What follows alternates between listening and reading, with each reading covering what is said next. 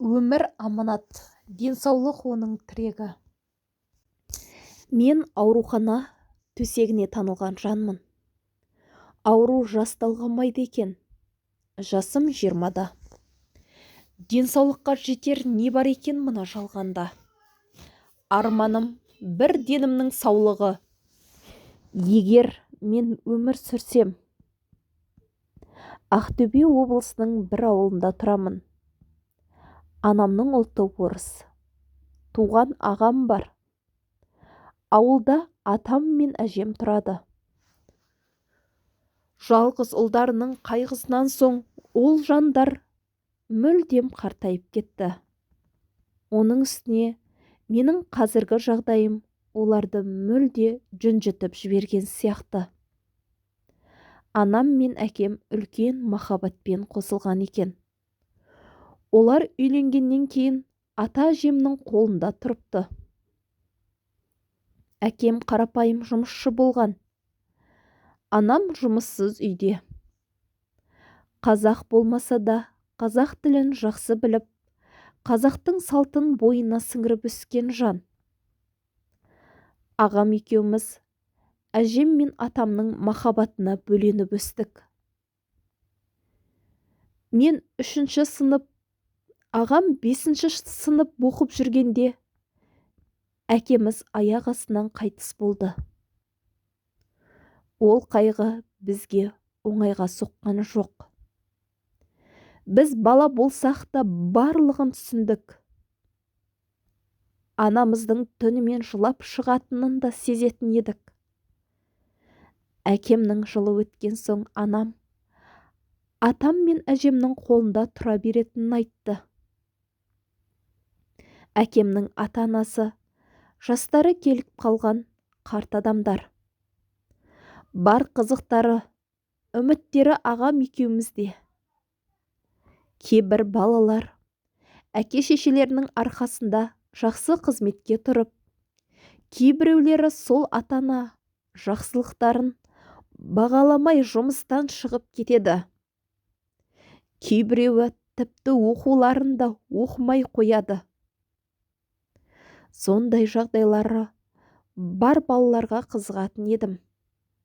Шіркін, менің де осындай туысқандарым болса ғой. Бағалар едім деп. Ағам мектеп бітіріп аудан орталығына жұмысқа тұрды. Оқымаған жігітке қандай бір керемет жұмыс болсын. Қарапайым құрылысшы.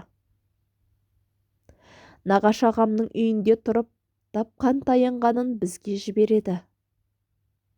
Мен де мектеп бітіріп, анамның айтуымен колледжге тапсырдым. Ақылы бөлімде оқып жүрмін. Биыл 2-ші курстамын. Қазір академиялық демалыс алдым. Бір күні сабақта отырып, аяқ астынан досыма қарап тұрып, түсініксіз бірдемелер айтып кетіппін. Екі көзім алайып тоқтап қалған екен. Ұқпаған досым мені ойнап тұр деп мән бермепті. Кейіннен осы жағдай қайталануы жиіледі.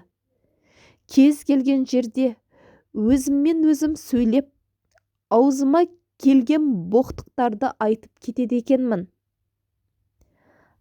Асам мән берген жоқпын. Сөйтіп бір күні сабақтан келе жатқанда автобус ішінде талып құладым. Жедел жәрдем келіп, ауруханаға алып кетті. Дәрігерлер мені тексеруге жіберді. Тексерістен кейін томография түсіріп, туысқандарыңды шақыр деді. Алып ұшып, жалғыз тірегім ағам келді. Дәрігер Орыс ағай өте керемет жан екен. Менің отбасылық жағдайымнан хабардар болған соң, Астана қаласындағы нейрохирургия орталығына квота алуға көмектесті. Әзірге тек бір диагнозды анықтау керек екенін айтты. Менің жағдайымды естіген ауылдастарым қаржы жинап, мені Астанаға аттандырды. Қасымда ағам бар. Анам байғұс шырылдап, мен де барамын деді. Қайтсын ана жүрегі. Баласының іштей қорқынышын сезінетін болуы керек. Бірақ ағай, екеуміз анамыздың жүрегі нашар екенін, қиындықтар кездескен сайын жүрегінің ауыратынын біліп, өзіміз баруды шештік. Әкесіз жүріп, өмірдің қиындықтарын көріп үйренген біздерге Астанаға келіп, мықты мамандарға көріну қиын шаруа емес еді. Қалтамызда ауылдастарымыздың жинап берген қаржысы бар. Астанада ауылдасымыз күтіп алды. Ол кісі бізге әпкеміздей болып кетті. Үйіне тұрғызып, тамағымызды дайындап, ауруханаға өзі ертіп апарып, дәрігерлермен кеңесіп сөйлесіп жүрді. Ол деген бізге үлкен көмек еді. Ақшаларыңды шашпаңдар, әлі керек болады деп қояды. Ағам қаржы жұмсауды өз мойнына алған.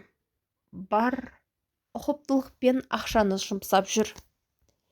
Мені бірден нейрохирургия орталыққа қабылдады. Арнайы тексерістен өткізді. Ауруханаға ауылдас құрдастарым мен ағам және ауылдас әпкеміз келіп тұрды. Күні түні анам мен жерлестерім хабарласып, жағдайымды біліп жатыр. Қолыма құлап қалу қаупі бар деген қызыл лентаны байлап, арнайы бөлмеге жатқызды. Ауруханада да 2-3 рет ұстама қайталанды. Барлығы менің көңілімді аулап асты-үстіме түседі. Бәрінің көзінде бір қорқыныш бар. Ал мен маңайымдағы ауруға шалдыққан адамдарды көріп, сол ауруханадан безіп кеткім келеді. Бірақ менің бойымда қорқыныштан гөрі үміт басым еді. Уақыт келіп, менің диагнозым белгілі болды. Бірақ маған ештеңе айтпады. Тек Ақтөбеге барып қайтадан құжаттар дайындап, Алматы қаласындағы химиотерапиялық орталыққа жолдама алу керектігін айтты.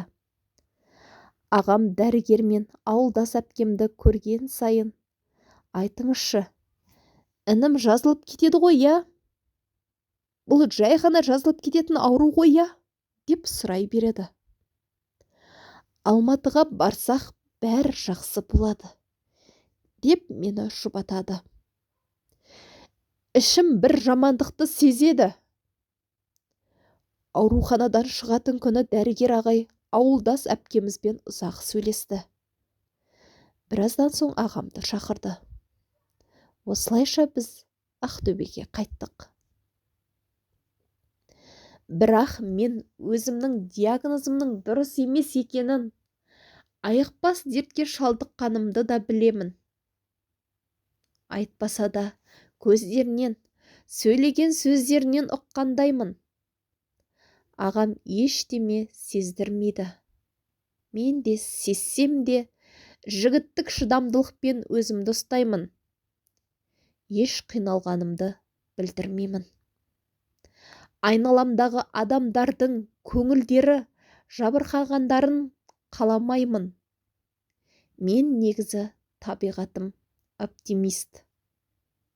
Астанаға келерге дейін өзімді қандай жағдай болса да дайынмын деп дайындап келдім. Ең қиналатыным анамды ойлаймын.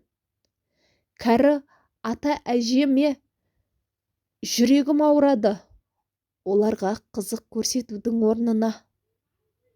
Ақтөбеге барған соң, ешкімге байқатпай интернет арқылы өзімнің дертім туралы толық мағлұмат алдым. Басымда жаман аурудың ошағы бар екен. жазылып кету мүмкіндігі жоқ. Тек аздап өмір сүру уақытын созуға болады. Егер де емделмесем, жүре келе тілім күрмеліп, сөйлей алмай қалуым да мүмкін. Жүрегім қан жылайды. Амал не? Басқа түссе баспақшыл дегендей көреміз, көнеміз. Азамат емеспін бе? Өзімді қойшы. Шырылдаған анамды ойласам, бәрі көрген түс болса ғой деп армандаймын.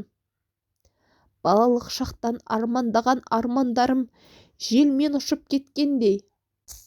Ешқайда бармай, туған ауылымның ыстық түтінімен, таза ауасымен дем алып, қарапайым ортада күліп ойнап жүргім келеді.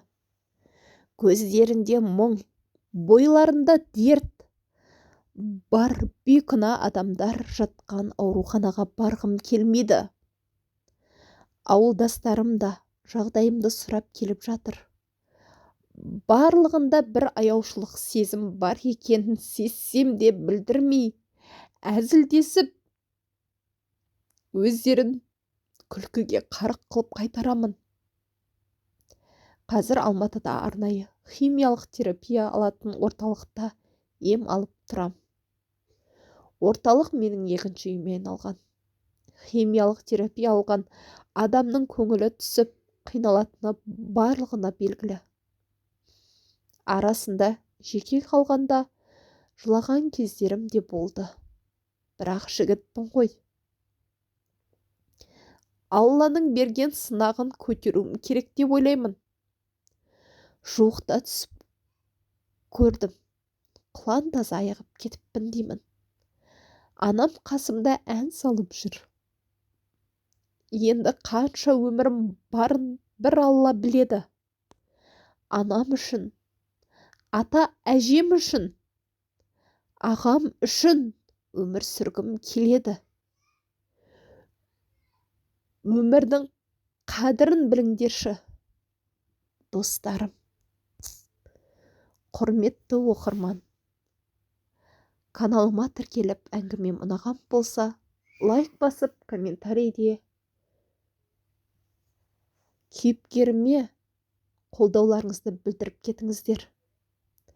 Бұл мен үшін де, кейіпкерім үшін де аса маңызды. Алдын ала рахмет. Денсаулықпен сынамасын.